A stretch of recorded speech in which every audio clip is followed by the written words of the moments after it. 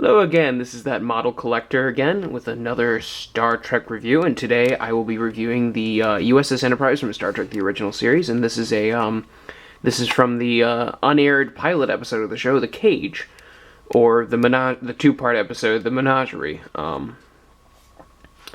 Anyway, so this is the ship that was featured in that episode, The Cage. This is one out of 3,000 that were made, and this is a very, very hard ship to find.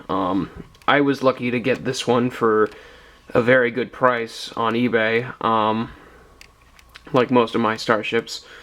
But yeah, so I'm just gonna go over the details here. As you can see, here's the saucer section.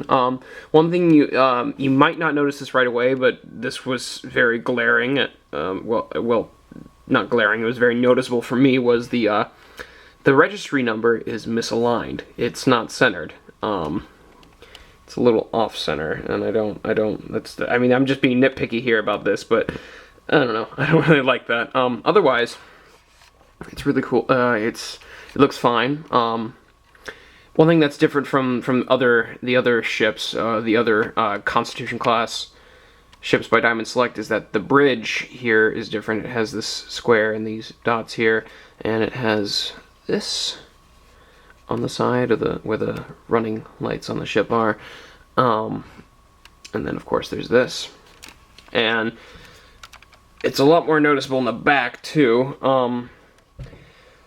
One thing that is very different is that on the original Starship Enterprise, the one that we commonly see, there's normally these little ball things on the end of the nacelles. Instead, we've got these little strips here.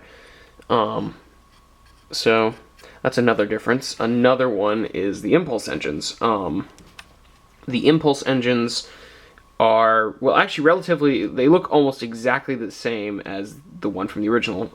The one that we commonly see. I'm just going to refer to that one as the common Enterprise. So, except the only difference is there's a little dot right there. Now, on the Where No Man Has Gone Before Enterprise, which I have also done a review of, and there will be a link to it down below, there were many differences. One, there were holes here instead of a strip or a little ball, and there were dots along the impulse engines, and there was a huge window in the bridge dome area, and this was filled in, this little bar here on both sides of the ship. Let's look at some of the detailing on the side here.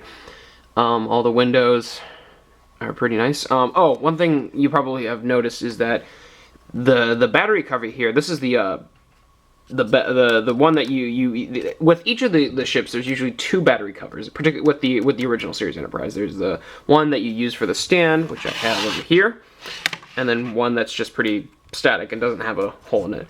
When I bought this, apparently the previous owner had, I guess, accidentally knocked the ship off the stand, or it had broken. That's what I was told, and the plug was stuck in the hole, and he tried to get it out, but it just wouldn't work. So he ended up sending me both the stand and the ship, although from the looks of it, the stand looks like it was glued together, but I don't know. I've tried to get this out, and to no avail. I haven't been able to get it out, so I mean, I honestly don't even try. I really hate that I can't really display this very well, but I don't know. I can't really do anything about it. Anyway, let's look at the saucer section here. Here, let me move that out of the way. Here are one thing that I've noticed right away is that the battery or the screw hole covers on the saucer section. Now, this was very common among the first release of the original series Enterprises, and seeing as this one came out around that same time, they used these on the saucer section. In the later releases and the reissues, they ended up using these as they put the screw hole covers here, which was really smart. Now, granted, it does stick out a little bit, but it's not as noticeable as these here. What else do I want to talk about? Oh yeah, another big difference is the big deflector dish. Mine's a little wobbly, and I'm a little concerned about it. Oh, and the Bussard collectors, the pointy bits, the pointed ones on both sides, or on both nacelles. Oh, gosh, I can't speak today.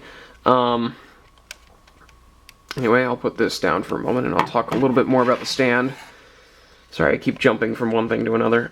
Anyway, you can see there's the Starfleet Delta insignia, which is obviously the logo for the franchise, and then we've got this. Basically, there's a little groove here that this plugs into, and I can't get that in there, and it goes in. Now, if any of you have seen my other videos, you will probably know that I absolutely hate these stands because there's very little support on it, and especially with the original series Enterprises, it's just a plug that goes in there, and they can break easily, which was the case with this one. I personally haven't had that happen to me. It's just happened to the previous owners of the ships that I've purchased. Actually, only 2 of them that I've purchased. Anyway, I really wish Diamond Select and Art Asylum would either just create an entirely different stand, or a new stand for these ships for future re-releases instead of going with this poorly designed, just flimsy stands. At the very least, they could just, if they want to keep the similar design and go I realize for production costs and whatnot, it's probably the cheaper way to go, but they could at least put a support here that goes up to there, so that way at least it won't wobble around as much, and I would prefer that over, this. Anyway, I'm done talking about the stand, so I'm gonna go to the lights and sounds of the ship. I'm gonna show the lights on feature, all lights on feature. You just press down on the bridge dome, hold it down for a few seconds, and then all the lights come on. As you can tell, the LED lights on the bridge dome and the sensor array down here are really bright. You've got a little lens flare there, so. And then, of course, there's the running lights. The Bussard collectors do not light up, which makes sense considering that it's just a static piece, and I think even in the show, when this episode was featured, it's like that, and I think you may have noticed the, oh, that might have been my hand. Never mind. Anyway, that's the all lights on features, so I'll go to the sound effects. One thing that's different about this ship compared to the other variations or versions of the ship is that this does come with 3 unique sound effects from the episode The Cage. But I will say I'm a little disappointed in their choice, because they could have. This comes with the standard array of sound effects like Captain Kirk and photon torpedoes firing and phasers firing, but I really don't understand why they put Kirk lines on here, and you'll see why. Because anyway, I'm just gonna go through the sounds. So here we go. All up is to full power. Like, they didn't need to put that on here, because this is Pike's Enterprise right here. So.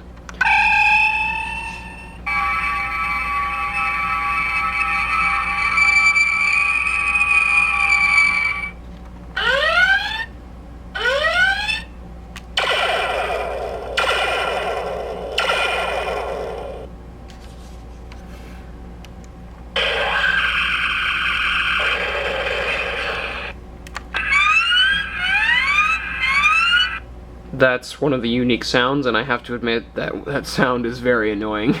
I hate it when it plays in both the Cage and the Menagerie. Anyway. This is the captain. Our destination is the TOS Star Group. That was Captain Pike. Captain Christopher Pike, United Spaceship Enterprise. And those were the unique sound effects, and I believe that's all of them. Nope.